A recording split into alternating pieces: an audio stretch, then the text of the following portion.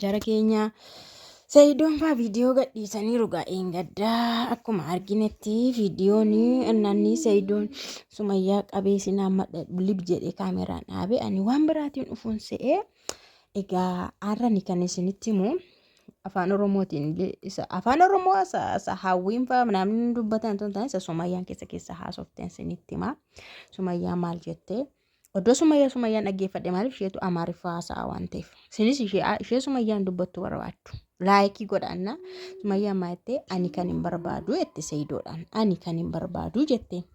Na shari'aa firdi beetii deemtaniitu jette. Iddootti wal fuutanii deemtanii waraqata walii kineerra jedhu waraqaa sanaa naaf iddoonan Sayidoon maalidha? Maal jechuudha jedheen. Indee hiikee jecha artamitiyyuu jetteen. Obboleettiin Sayidoos akkas ta'uu qabaa jetteen. Tokkoffaa jetteen. Ana fuulduratti sin hiikeerattee sadiin hiiktaa jetteen. Sadiin hiiktaa jetteen. Lammata immoo jetteen. Shari'aa firdi beetii deemteetu waraqaa maataba qabu hiikamuu isaanii naaf iddaa jetteen. Ela sinitti masa Sumayyaan haasoftu bichaadha kun. Sadaffaan immoo kun qinqichi dhagaa. Sadaffaan immoo harka duwwaa isaanii akka dhufan harka duwwaa isaanii geggeessitaa jetteen. Qabeenya fidanii dhufne balaan buutee Sayidoon maal jedha reesirratti. Nagaa amma yeroo isaan seenanii viidiyoo jalqabaa jechuudhaan dura haayilaayitiidha. Afaan Oromoo irraan haasa'u isiniin jedheera meeqan isinitti maamitee uftee assalaamu alaikum jettee dubbistee Sumayyaan immoo dubbisuu diddee Sayidoon nasin dubbisannaan dinnaan Hajii Nabiidhaayyuu jennaan ishee dhiisi jette obboleettiinsa. Ishee dhiisi jette. Na maaliif isaanii noon dubbisne reeyyuu jedheen hawwiifaa jechuudhaan ani dubbisee dhiisee waan isaan irraa qannasamu maaltu jira jetteen. Sayidoonii ani dhuftuyyuu sinin seenee naftaniin see baay'een sin eegaa ture jennaan obboleettiin Sayidoo kun ikkoo dhimma ani qabadheedha. Dhimmaan qabadhe waan ta'eef turrullee hin dhufne kunuyyuu jetteen. Na Sayidoon maadha Sumayyaadhaanii Sumayya maanii dallantee jirtaayyuu jedheen. Shikee ati ikkoo maquma mucaa keetii waan baname kanayyuu ilaaltee gammaddeetta waayyuun dubbanne jedheen. Maalidha mana farniicharii sana isa baname jamuudhaan kan baname humaa dubbanne ati isa ilaaltee zim jettee inni sittiin tolleeyyuu jedheen. Sumayyaan lafa jala deemteenna maqaa jamuutiin banamuu maal godhaa gabiinsaa isatti galaayiraa jetteen. Gabiis gashikaa yeroo sana waa dubbadha jetteen naan obboleettiin Sayidoo Sumayyaayyee dhiisikaa jennaan Sayidoo maal kootu galikaayyuu jedheen kootu galiti gabiinis akkasirratti hin galle ilaaltaa jedheen. Na Sayidoo maadha ani ijoollee koo hin ganu yoomillee ijoollee koo hin gaadu. Maqaa Jamiila maqaa ijoollee kootis maqaa haadha kootis jennaan Sumayyaa maal jetti maqaa haadha kee ta'uu danda'a malee maqaa mucaa kee miti jetteen. Mana farniicharii kana fakkaatu maqaa mucaa kootiin baneerayyuuti ani ijoollee kootoo fiddeeyyuu jedhe. Mana kana fakkaatu argitee zim jetteennan jaartoliin kee kun gaangeedhaan hin dahaniyyuu jette.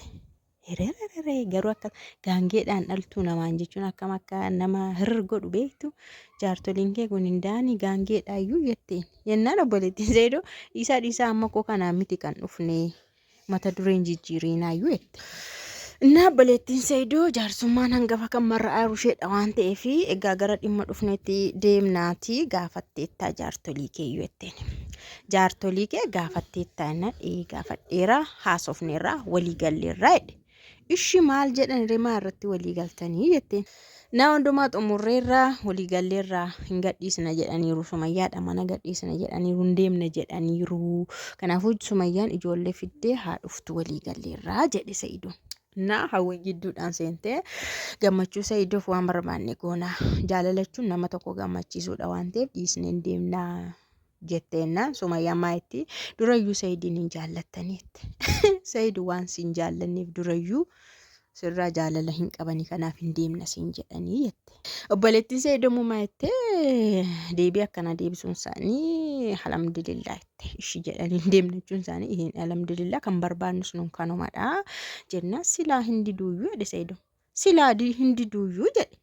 Garuu ammanatti dafanii ishi jechuun isaaniitu na dhibeennan ani amansiiseera haadha manaa koo ishee hangafaa ishee duraa waliin ijoollee koo faana jiraachuuf jedhee hundumaa xumureera jedhe.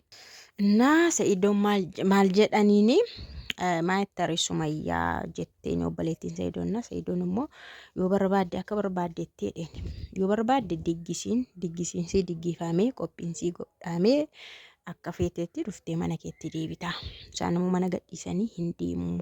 Maal jettaadhaan Sumayyaa dubbachiisuufa. Innaa Sumayyaan akkanumatti dhuftee hin deebitu. Sargiin godhamee diggisiin godhamee innuu wacii mataa koo baasii mataa kootiin jedhee dubbadheera duraa itti obboleettiin Sa'idoo.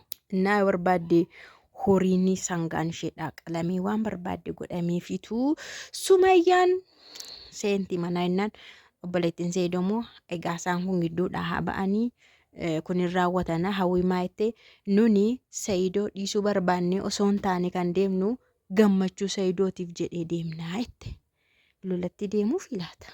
Innaa gammachuu Sa'idoofis haa ta'u maal Sa'idoofis haa ta'u nun kan barbaannu jiruu Sa'idoo jireenya Sa'idoo keessa williqqeettanii naqqalamtanii bahuudha jette obboleettiin Sa'idoo.